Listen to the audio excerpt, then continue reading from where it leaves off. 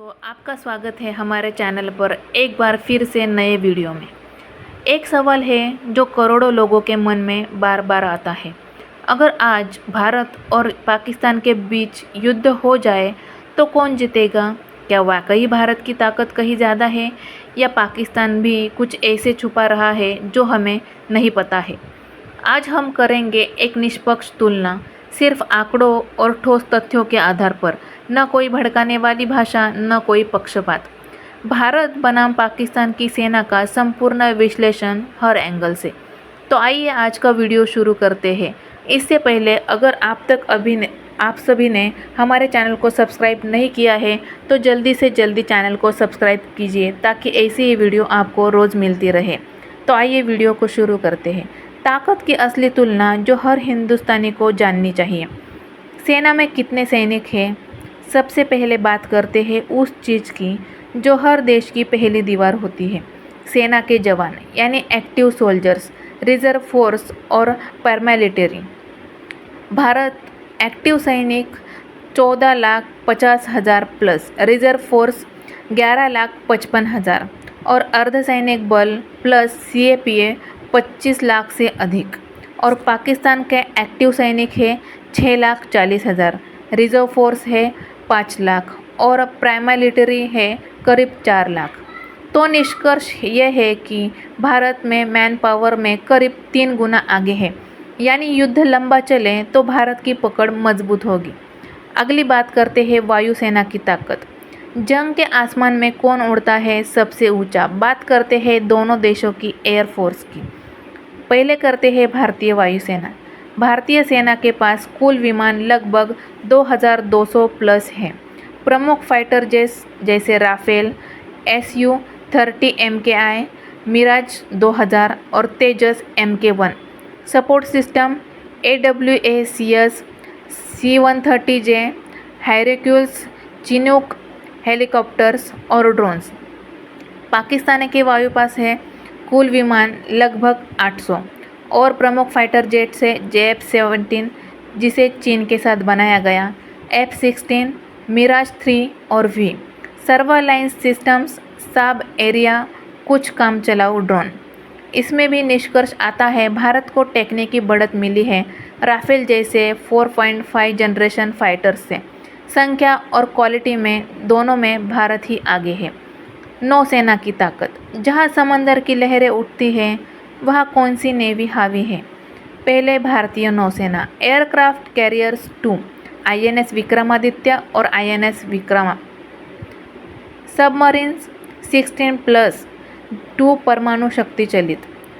Destroyers, fighters, stealth ships, naval air wing, marine commando. और पाकिस्तान के पास है सबमरीन्स 9, कोई न्यूक्लियर नहीं है, सरफेस शिप, सीमित डिस्ट्रॉयर्स और फ्राइट्स। एयरक्राफ्ट कैरियर एक भी नहीं है। निष्कर्ष, अरब सागर में भी भारत का डोमिनेशन पूरी तरह स्पष्ट है। अब न्यूक्लियर ताकत और मिसाइल सिस्टम की बात करते हैं। युद्ध पलटने की सबसे खतरनाक ताकत होती है परमाणु हथियार। तो भारत के पास है परीक्षण किए गए हथियार 5 से 6 मिसाइलें, अग्नि first V, BrahMos, submarine launched K4, K15। नीति नो फर्स्ट यूज पर जवाब ज़बरदस्त। भारत ने पहले ही नो फर्स्ट यूज़ की पॉलिसी अप्लाई कर दी है, लेकिन अगर किसी ने भारत पर हमला किया तो उसका जवाब भी भारत ज़बरदस्त तरीके से देना जानता है। अब करते हैं पाकिस्तान की बात। पाकिस्तान का दावा है कि उनके पास 165 के करीब हथियार है और मिसाइलें Shaheen series, Babur cruise missile, practical nukes, छोटी दूरी के हथियार युद्ध क्षेत्र के लिए। अब निष्कर्ष ये है पाकिस्तान के पास संख्या में अधिक हो सकते हैं पर भारत के पास भरोसेमंद डिलीवरी सिस्टम्स और सेकेंड स्ट्राइक कैपेबिलिटी ज़्यादा है। अब इनकी खुफिया एजेंसियों की बात करते हैं। जानकारी की असली ताकत होती है। जानिए रॉ बनाम ISI की कहानी। Raw global network, cyber, satellite, undercover operations. और पाकिस्तान का ISI क्षेत्रीय नेटवर्क मजबूत, ग्यूरालाइन स्ट्रैटेजिक्स, आतंकवादियों से संपर्क। निष्कर्ष: रॉ की ग्लोबल रीच ज़्यादा है, लेकिन ISI की ग्योरेलिया और प्रॉक्सी स्ट्रैटेजिक साउथ एशिया में असरदार रही है। अब आते हैं इनके रक्षा बजट और टेक्निक पे। पैसा वो इंजन है जो सेना की ताकत को चलाता है।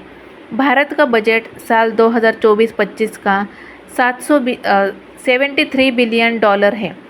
इंडिजियस हथियार, तेजस, अर्जुन टैंक, पिनाका, धनुष तोप, DRDO, इसरो, HAL, BEL और BDL जैसी संस्थाओं के लिए। अब बात करते हैं पाकिस्तान की। पाकिस्तान का बजट लगभग 11 मिलियन डॉलर है।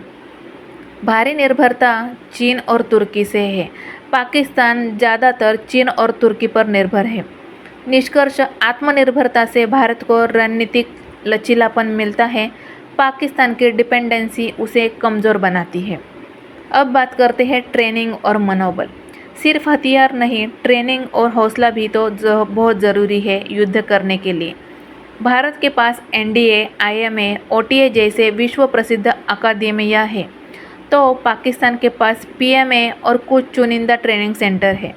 भारत की ट्राई सर्विस ट्रेनिंग और वॉर एक्सरसाइज में भी भागीदारी ज़्यादा है। अब बात करते हैं स्पेस और साइबर युद्ध की।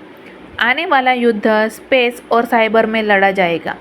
Bharat ACAT test, defence space agency, Netra systems. Pakistan शुरुआती स्तर पर साइबर यूनिट्स, कोई ASAT क्षमता नहीं है। भारत स्पेस वॉरफेयर और साइबर डिफेंस में भी पाकिस्तान से बहुत आगे है। अब बात करते हैं इन दोनों के सहयोगी देश और अंतर्राष्ट्रीय प्रभाव की। कौन आपके साथ खड़ा है, ये युद्ध के रुख तय करती है और फिर पता चलता है कि कौन सा देश आपके साथ है या नहीं। भारत के साथ America, Israel, France, Japan, Australia, Asian quad. Pakistan के साथ चीन, कुछ OIC देश।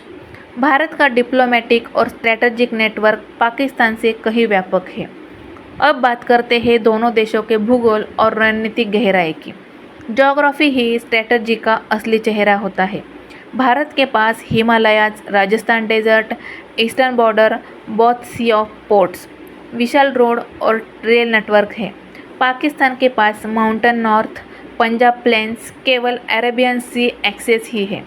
भारत के पास अधिक लॉजिस्टिक, मोबिलिटी और टेरेन डिजर्वेटी है। अब फाइनल वैदिक करते हैं।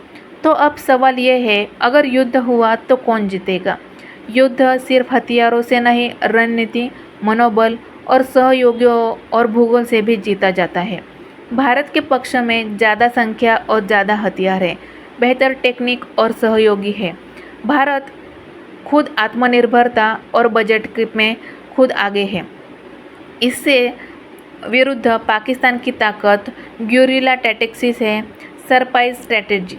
पर असली जीत युद्ध रोकने में है, ना कि युद्ध लड़ने में। ये सोचने पर मजबूर कर देने वाला है कि ये तुलना सिर्फ जानकारी के लिए है, कोई भड़काने के लिए नहीं। भारत एक शांतिप्रिय देश है, लेकिन जब मजबूरी आती है तो पीछे हटना नहीं जानता है। हमें अपने सैनिकों पर गर्व है, पर उनसे बार बार बलिदान नहीं चाहिए, हमें उनका जीवन चाहिए। इस वीडियो को लाइक और शेयर करें और कमेंट में लिखें कि भारत को शांति चाहिए, लेकिन ताकतवर भी बना रहना है। अगर किसी देश ने भारत पर हमला किया तो हमारा भारत भी चुप बैठने वालों में से नहीं है, वो उसका जवाब भी अच्छी तरह से देना जानता है। अगर आप इस बात से सहमत हैं तो कमेंट करके ज़रूर बताइए।